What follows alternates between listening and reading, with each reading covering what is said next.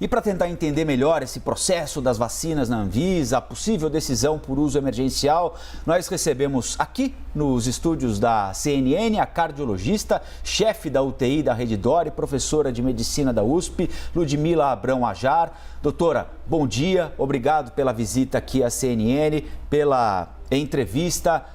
A Anvisa terá até o domingo toda a documentação necessária, todos os instrumentos, as informações pedidas para tomar uma decisão sobre autorização ou não para o uso emergencial da Coronavac e da vacina da Fiocruz? Bom dia a todos.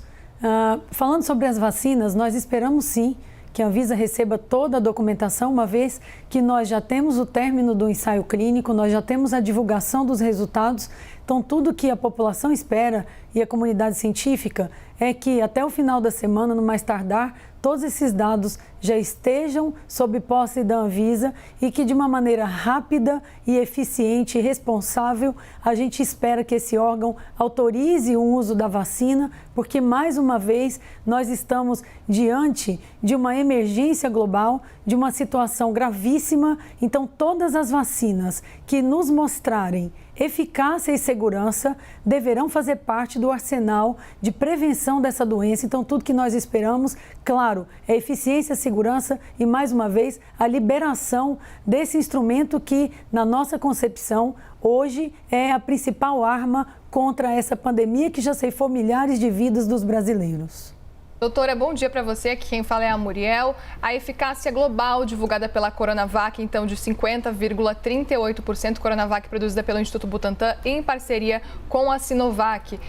Está bem pertinho ali do que era o considerado mínimo, então, pela OMS para a aprovação das vacinas. Pode ser considerado aí um empecilho para a aprovação do uso emergencial pela Anvisa? Eu não acredito, e a minha opinião a respeito desse número, né, que vem tanto sendo discutido. Primeiro, nós temos que levar em consideração que é uma vacina produzida em menos de um ano. Segundo, muito mais importante do que apenas o número 50%, vai ser a cobertura vacinal.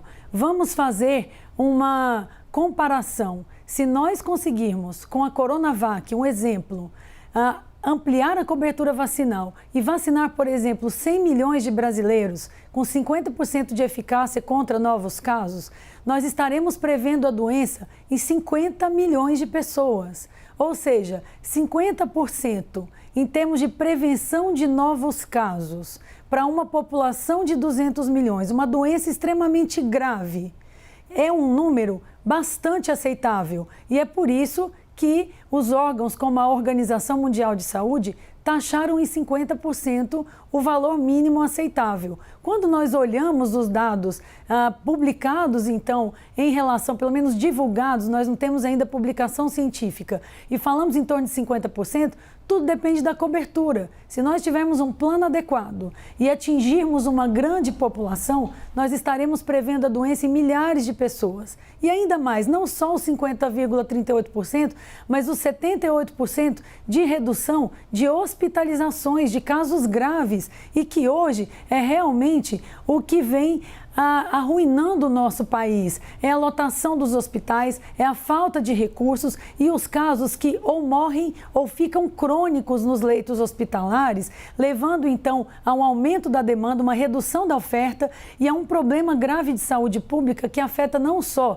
as famílias doentes pela Covid-19, mas as doenças cardíacas, o câncer e outras doenças que ficam completamente descobertas por essa pressão sobre o sistema de saúde. Então, nós estamos aqui como médicos, como cientistas, não para fazer uma apologia ideológica e política de uma vacina. Nós queremos todas as vacinas possíveis, eficientes e seguras para a população, para daqui a pouco mostrar que a Covid-19 terá sido uma página virada. O que a gente tem que garantir agora é uma cobertura vacinal completa e a liberação eficiente, não ideológica e não politizada das vacinas. Então, 50,38% para uma vacina que tem tecnologia brasileira, produzida num intervalo de tempo menor de um ano, que tem um valor razoável, que pode ser armazenada dentro do que nós podemos, deverá sim tomara fazer parte do nosso arsenal junto de outras vacinas. E aí nós já temos a Pfizer aprovada, nós já temos a Moderna lá fora, nós temos a Oxford em processo e outras que virão. Então é essa a nossa ideia, que até o final de semana a Anvisa, recebendo os dados e analisando, em breve a população brasileira possa sim estar sendo brindada com uma vacinação, com um plano adequado e completo e uma cobertura que vai simplesmente diminuir todo o sofrimento das pessoas nesse momento e que a gente está vivendo mais um pico dessa doença nesse período no Brasil. A senhora falou sobre a politização do assunto, né?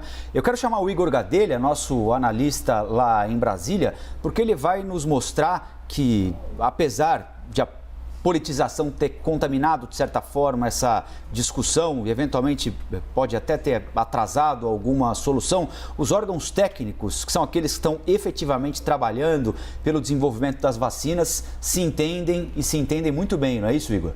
Isso mesmo, viu, Colombo? A gente teve acesso a uma carta que a presidente da Fiocruz, Anísia Trindade, enviou na última sexta-feira para o presidente do Instituto Butantan, Dimas Covas, para saudar aí a chegada da vacina da Coronavac. Essa carta aí que vocês veem no vídeo, a presidente da Fiocruz, ela disse que foi com grande satisfação que recebeu a notícia sobre os dados da eficácia da vacina da Coronavac. Àquela altura, os dados apontavam ali uma eficácia de 78%. Na carta, a presidente da Fiocruz, ela diz que a vacina do Instituto Butantan é um alento para a sociedade brasileira e que vem a se somar aí como um sopro de esperança, vem se somar aos trabalhos da Fiocruz, que está aí importando e desenvolvendo a vacina de Oxford e da AstraZeneca aqui no Brasil. Vale ler só um último trecho, ela diz: no momento em que a Fiocruz e o Butantan completam 120 anos de incansável atuação em prol da saúde da nossa população, contribuímos com vacinas eficazes, seguras e dirigidas para o Sistema Único de Saúde. Representa a consolidação do esforço diário de promover ciência e tecnologia a serviço da vida. Segundo eu apurei com a Fiocruz, o Instituto Butantan ainda não respondeu essa carta enviada pela Fiocruz. Igor Gadelha, importante, não é, doutora Ludmila? Fica uma demonstração aí de trabalho em parceria, de respeito entre os dois órgãos que estão desenvolvendo vacinas que são diferentes e complementares ao mesmo tempo para imunizar a nossa população, né? Sem dúvida, isso eu acho que só enaltece a ciência brasileira. Realmente são duas instituições que o Brasil tem muita gratidão e orgulho, que são a Fiocruz e o Butantan. Isso demonstra, então, que nós temos uma capacidade grande, não só de produção científica, mas também como gestão de dados, e a comunidade toda agora tem que estar unida. Então, não é a vacina do Butantan e nem de São Paulo, nem a vacina de Fiocruz e do Rio de Janeiro, mas são as vacinas do Brasil, pelo Brasil e pela vida dos brasileiros. Então, isso demonstra o espírito que nós estamos defendendo desde o início. Um espírito científico, mas de solidariedade. Então, uma vacina eficiente e segura, ela tem que ser rapidamente analisada pelos órgãos regulatórios e ela tem que ser fruto de uma cobertura grande dentro de um plano de imunização que o Brasil hoje já é campeão em outras áreas, em sarampo, em vacina da gripe e em outras. Então, que a gente repita o sucesso do nosso plano de imunização de uma maneira emergencial e sólida, para que a gente traga esse alento. E como disse a professora Anísia Trindade, que acabou de ser reconduzida à frente da Fiocruz, e que o Brasil tem muito orgulho dessa instituição, um sopro de esperança na vida dos brasileiros, que é o que nós merecemos nesse ano de 2021, depois de um ano realmente de sofrimento, de perdas, de vidas que foram embora e de uma incapacidade grande de retomada da atividade econômica e social brasileira. Então, vacinas eficazes e seguras é o que a população precisa nesse momento. Doutora Ludmila vai continuar com a gente aqui no Novo Dia para daqui a pouquinho tirar mais dúvidas sobre vacinação, sobre Covid.